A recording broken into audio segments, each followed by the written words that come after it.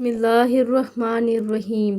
رسول اللہ صلی اللہ علیہ وآلہ وسلم نے ارشاد فرمایا، بخار بندہ مومن پر کیوں مسلط کیا جاتا ہے؟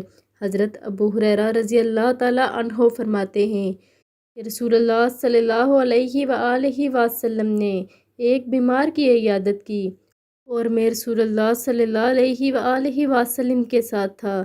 اس مریض کو بخار تھا۔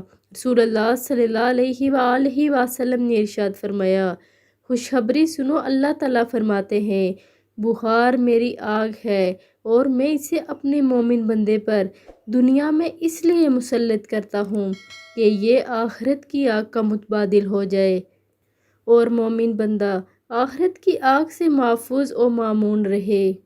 بخار یا بیماری جو بھی اللہ کی طرف سے بندے پہ مسلط ہے، اللہ پاک اس سے انسان کے یعنی مومن کے گناہ اور اس کو آخرت کی آگ سے محفوظ و مامون فرما دیں گے۔